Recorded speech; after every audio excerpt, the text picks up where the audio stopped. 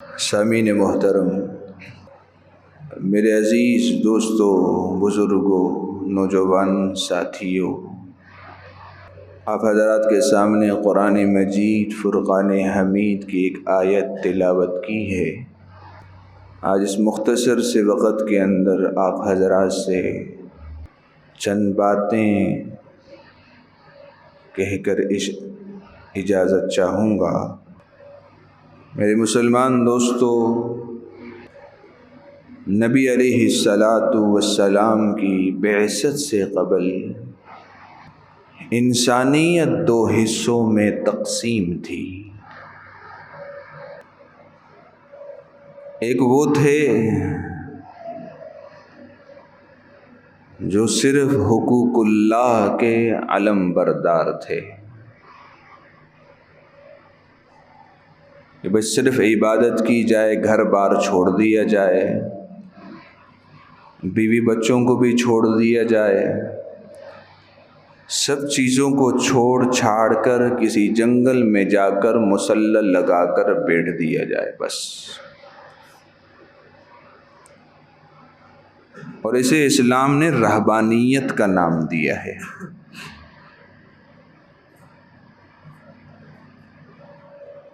اور دوسرا حصہ ان لوگوں کا تھا جو صرف حقوق العباد کے علم بردار تھے کہ بس وہ کام کیے جائیں جس سے معاشرہ، سوسائٹی، لوگ خوش رہیں بس۔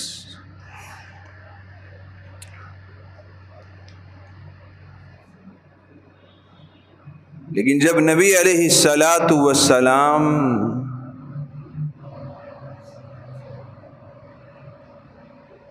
مبعوث ہوئے تو حضور علیہ السلام نے اس بٹی ہوئی انسانیت کو جمع کیا، اس افراط اور تفریط کے شکار دونوں گروہوں کو اعتدال پر جمع کیا۔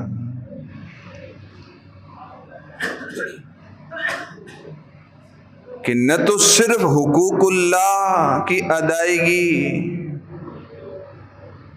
یہ کوئی دین اور مذہب ہے، اور نہ صرف حقوق العباد کی ادائیگی یہ کوئی دین اور مذہب ہے،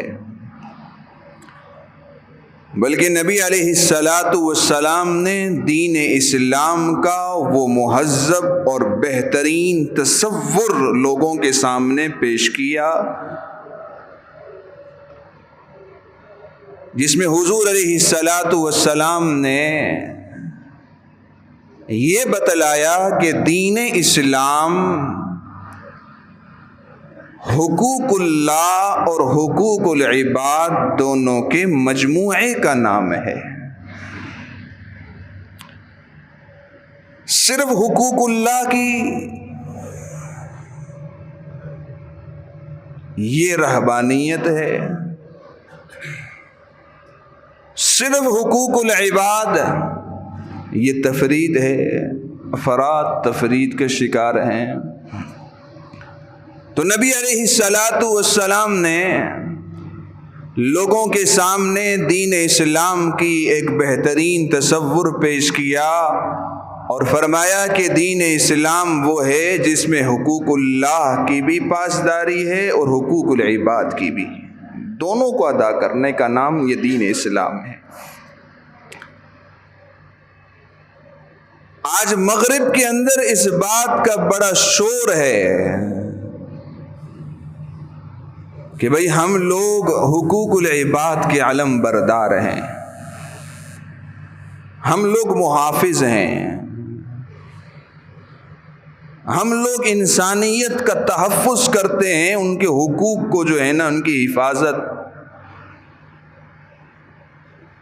لیکن میرے مسلمان دوستو، دوسری طرف دیکھا جائے تو وہاں حقوق اللہ کا نام و نشان بھی نہیں ہے۔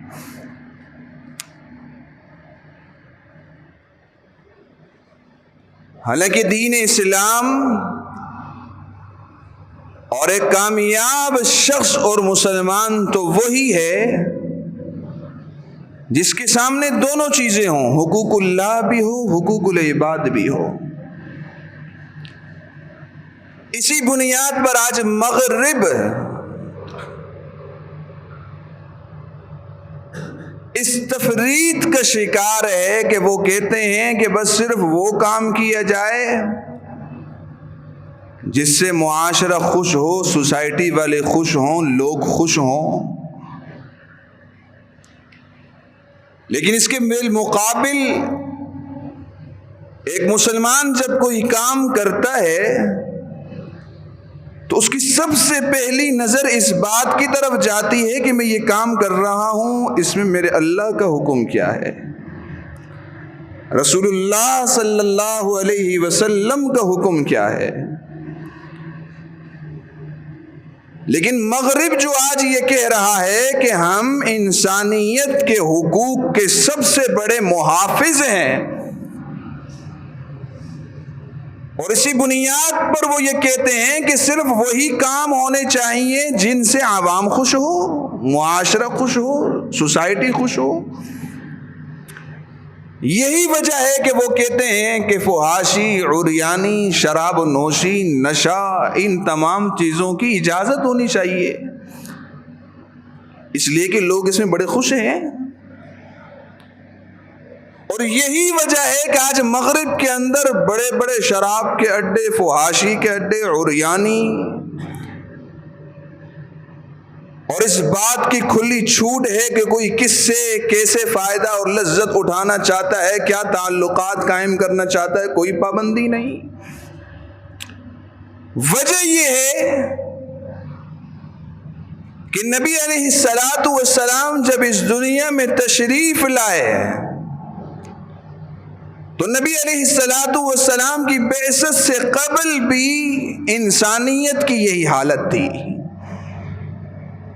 حضور علیہ الصلوۃ والسلام نے آ کر جو راستہ بتلایا، امت محمدیہ نے اس راستے کو اپنایا، جس کی بنا پر آج ہم حقوق اللہ اور حقوق العباد دونوں کی پاسداری کر رہے ہیں تو امن و سکون کے اندر ہیں۔ آج ہمارے نسب محفوظ ہیں، آج ہمارے خاندان محفوظ ہیں، آج ہماری رشتہ داریاں محفوظ ہیں۔ اس کے بالمقابل مغرب کو دیکھا جائے، وہاں کوئی نسب نامہ نہیں، کوئی رشتہ داری نہیں۔ وجہ کیا ہے کہ انہوں نے صرف اور صرف یہ بات دیکھی کہ بھئی جس کام سے معاشرہ خوش ہوتا ہے اسے کیا جائے، باقی اللہ حافظ ہے۔ جناب نبی کریم صلی اللہ علیہ وسلم نے اسلام کا ایک بہترین تصور پیش کیا اور لوگوں کو یہ بتا دیا، رہتی دنیا تک کے رہنے والوں کو، کہ کامیابی ان دونوں کاموں کو اختیار کرنے کے اندر ہے کہ حقوق اللہ کو بھی اختیار کیا جائے اور حقوق العباد کو بھی اختیار کیا جائے۔ اور یہی بنیادی بات اللہ رب العزت نے قرآن مجید کی اس آیت کے اندر بھی ارشاد فرمائی جو خطبے میں پڑھی گئی، وَاعْبُدُوا اللَّهَ وَلَا تُشْرِكُوا بِهِ شَيْئًا وَبِالْوَالِدَيْنِ إِحْسَانًا۔ یہ سورہ نساء کی آیت ہے، اس کے اندر اللہ رب العزت نے 10 حقوق بیان کیے ہیں، لیکن سب سے پہلا حق اللہ کا ہے، سب سے پہلا اور بنیادی حق اللہ کا ہے۔ 9 حقوق پھر باقی بندوں کے بیان کیے۔ وَقَضَىٰ رَبُّكَ أَلَّا تَعْبُدُوا إِلَّا إِيَّاهُ وَبِالْوَالِدَيْنِ إِحْسَانًا۔ قرآن مجید کی دوسری آیت کے اندر بھی سب سے پہلے اللہ رب العزت نے حقوق اللہ کو بیان کیا، پھر حقوق العباد کو۔ قرآن مجید کی ایک بہت چھوٹی سی سورت ہے، سورہ ماعون، أَرَأَيْتَ الَّذِي يُكَذِّبُ بِالدِّينِ فَذَلِكَ الَّذِي يَدُعُّ الْيَتِيمَ وَلَا يَحُضُّ عَلَىٰ طَعَامِ الْمِسْكِينِ فَوَيْلٌ لِّلْمُصَلِّينَ الَّذِينَ هُمْ عَنْ صَلَاتِهِمْ سَاهُونَ الَّذِينَ هُمْ يُرَاءُونَ وَيَمْنَعُونَ الْمَاعُونَ۔ بس ختم۔ اس چھوٹی سی سورت کے اندر اللہ رب العزت نے 4 حقوق بیان کیے ہیں، اور ان 4 حقوقوں میں سے ایک حق اللہ کا، فویل للمصلین، نماز کو قائم کرنا ہے اللہ کا حق ہے۔ 3 حقوق اس سورت کے اندر بھی اللہ رب العزت نے بندوں کے بیان کیے ہیں۔ ارأیت الذی یکذب بالدین فذلک الذی یدع الیتیم، یتیم کو مت دھتکارنا، ولا یحض علی طعام المسکین فویل للمصلین، اور مسکین کے حق کو مت مارنا، ایک دوسرے کو فقراء کو کھانے کی ترغیب دلانا۔ وَيَمْنَعُونَ الْمَاعُونَ، آخر میں جا کر تیسرا حق بندے کا یہ بیان کیا کہ جو چھوٹی موٹی ضرورت کی چیزیں ہیں نا، اس سے ایک دوسرے کو مت رکا کرو، دے دیا کرو۔ ایک حق اپنا بیان کیا، فویل للمصلین، نماز قائم کرنا ورنہ بڑی ہلاکت ہے۔ تو میرے مسلمان دوستو، یہ وہ تمام آیات ہیں، اور نبی علیہ الصلاۃ والسلام نے اپنی حدیث کے اندر ارشاد فرمایا، الکبائر الاشراک باللہ، کبیرہ گناہ کون سے ہیں؟ فرمایا سب سے پہلے اللہ رب العزت کے ساتھ شرک کرنا، یہ کبیرہ گناہ ہے۔ اس کے بعد وعقوق الوالدین وغیرہ وغیرہ وغیرہ، اس کے بعد کے ہیں۔ تو میرے مسلمان دوستو، نبی علیہ الصلاۃ والسلام نے دین اسلام کا وہ بہترین تصور ہمارے سامنے پیش کیا ہے، جس دین اسلام کے اندر حقوق اللہ کی بھی رعایت رکھی گئی ہے اور حقوق العباد دونوں کی رعایت رکھی گئی ہے۔ احادیث کی کتب ہم اٹھا کر دیکھتے ہیں، اس کے اندر 20 واقعات ہمیں ملتے ہیں جس میں حقوق العباد سے متعلق جناب نبی کریم صلی اللہ علیہ وسلم کی تعلیمات ہیں۔ اور مغرب کے اس اشکال کا جواب ہے کہ اسلام نے تو بندے کو کچھ بھی نہیں دیا، اسلام نے بندے کو انسانیت کے حقوق کی پاسداری اسلام نے نہیں کی۔ اس ایک بہت بڑے اشکال کا جواب احادیث کی کتابوں میں موجود اس واقعات کے اندر ہے۔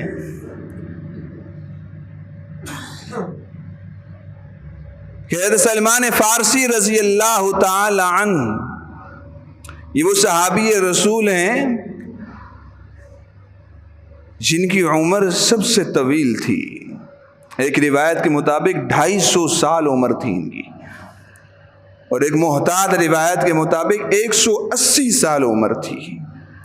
میں نے تو کبھی 180 سال کی عمر کا آدمی نہیں دیکھا، شاید آپ نے دیکھا ہو 180 سال کی عمر کا۔ تو 180 سال عمر تھی حضرت سلمان فارسی رضی اللہ تعالی عنہ کی۔ شروع میں غلام تھے، ابتدا میں مجوسی تھے، آتش پرست تھے، پھر کسی عیسائی کے ہاں غلام ہو گئے، پھر کچھ عرصہ یہودیوں کے ہاں بھی غلام رہے۔ خود فرمایا کرتے تھے کہ میرے 20 آقا رہے ہیں، کئی سارے ان کے ہاں غلامی میں رہتے رہتے۔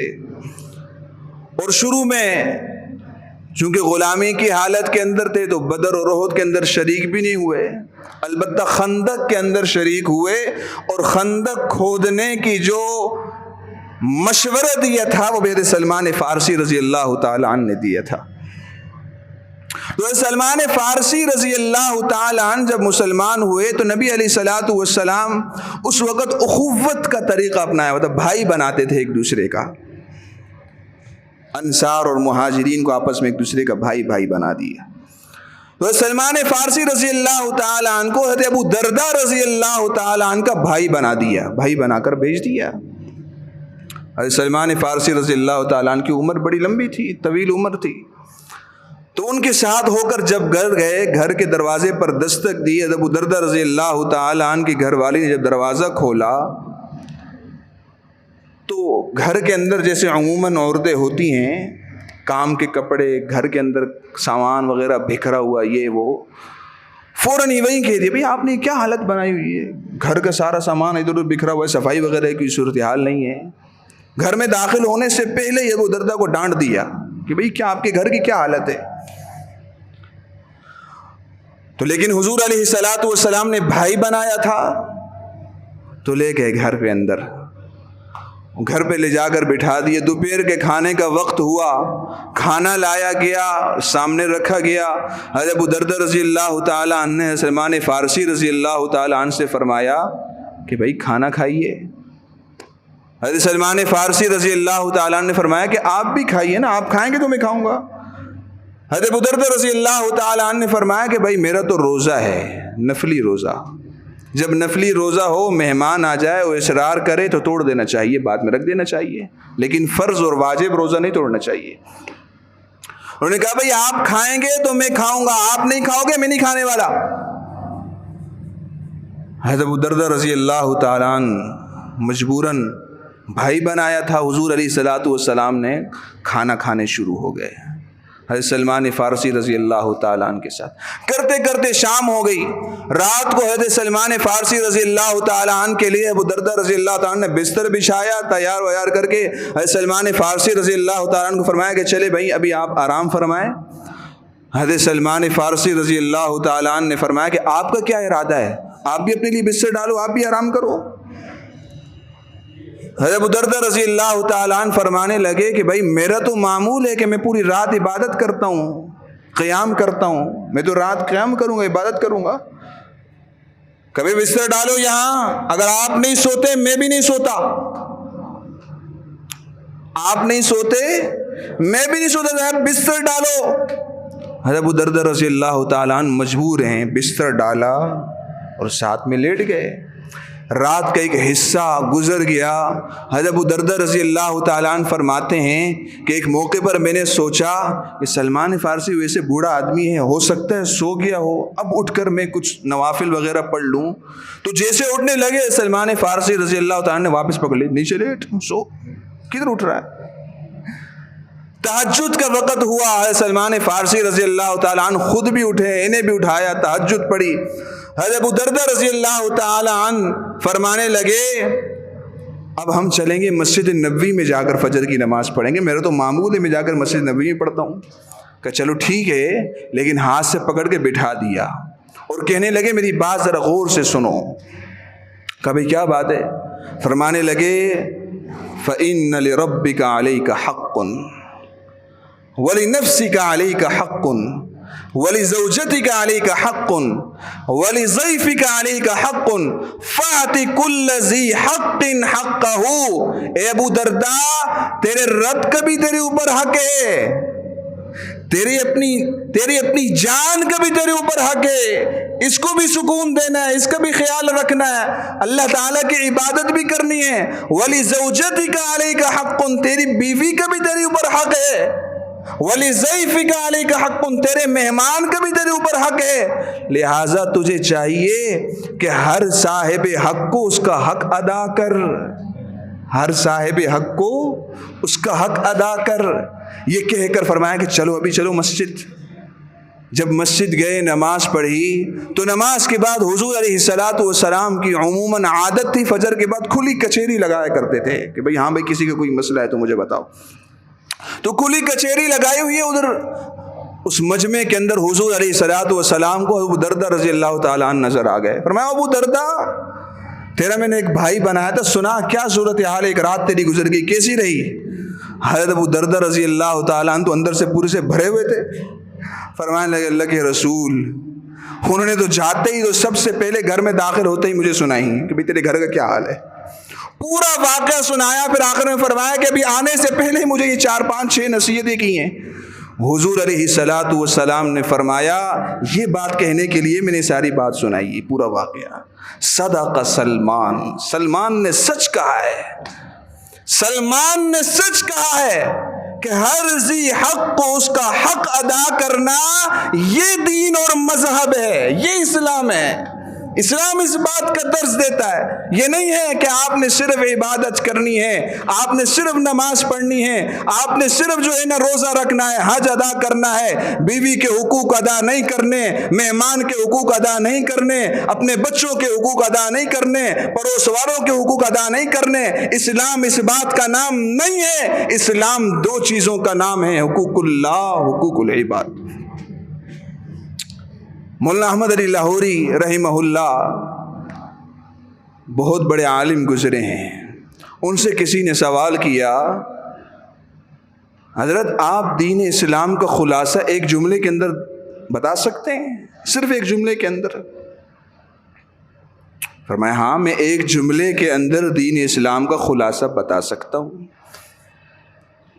فرمانے لگے کہ اگر اسٹیشن کے اوپر میرا ایک پاؤں ٹرین کے اندر ہو، ایک پاؤں پلیٹ فارم کے اوپر ہو، اب یہ دوسرا پاؤں ٹرین کے اندر رکھنے میں کتنا وقت لگتا ہے؟ وقت تو نہیں لگتا۔ کہ اتنے عرصے میں اگر مجھے کچھ سے پوچھے نا دین اسلام کا خلاصہ بتا دو، میں بتا دوں گا۔ فرمانے لگے دین اسلام کا خلاصہ 3 چیزیں ہیں: اللہ رب العزت کو عبادت کے ذریعے سے، رسول اللہ صلی اللہ علیہ وسلم کو اطاعت کے ذریعے سے، اور مخلوق خدا کو خدمت کے ذریعے سے راضی کرنے کا نام دین ہے۔ اللہ رب العزت کو عبادت کے ذریعے سے، رسول اللہ صلی اللہ علیہ وسلم کو اطاعت کے ذریعے سے، مخلوق خدا کو خدمت کے ذریعے سے راضی کرنے کا نام دین ہے۔ یہ پورے دین اسلام کا خلاصہ ہے۔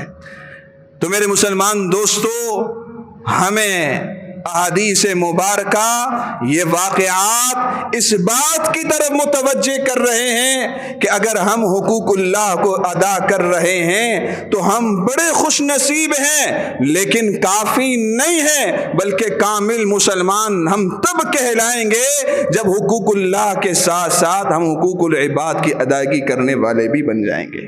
یہ دین اسلام ہم سے چاہتا ہے۔ المسلم من سلم المسلمون من لسانہ ویدہ۔ نبی علیہ الصلوۃ والسلام نے فرمایا مسلمان تو وہ ہے جس کی زبان اور ہاتھ سے اس کا مسلمان بھائی محفوظ ہو۔ ایذاء المسلم حرام۔ نبی علیہ الصلوۃ والسلام نے فرمایا مسلمان کو نقصان پہنچانا حرام ہے۔ ہم میں سے ہر شخص کاروبار سے وابستہ ہے، ہم میں سے ہر شخص کاروبار سے وابستہ ہے۔ ان چیزوں کی خرید و فروخت حرام ہے جس سے انسانیت کو نقصان پہنچتا ہو۔ ہم اپنے کاروبار پر نگاہ دوڑائیں۔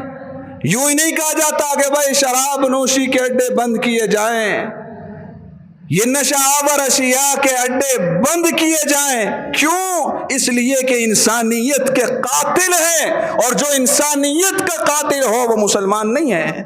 اس ایذاء المسلم حرام، المسلم من سلم المسلمون من لسانہ ویدہ۔ تو میرے مسلمان دوستو، تو جس طرح ہم حقوق اللہ کو ادا کرنے والے ہیں، پہلی صف میں نماز پڑھنے والے ہیں، رمضان آ جائے تو روزہ رکھنے والے ہیں، حج فرض ہو تو ادا کرنے والے ہیں، خدا را ہم حقوق العباد کو بھی اسی طرح پابندی کے ساتھ ادا کرنے والے بن جائیں۔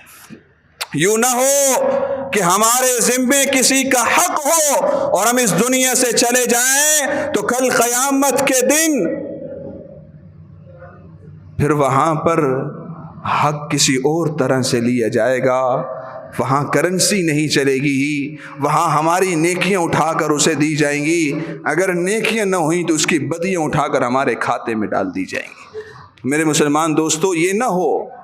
حضور علیہ الصلوۃ والسلام سے پوچھا گیا، اللہ کے رسول بتائیے، حضور علیہ الصلوۃ والسلام نے صحابہ کرام سے پوچھا کہ بتائیے فقیر کون ہے؟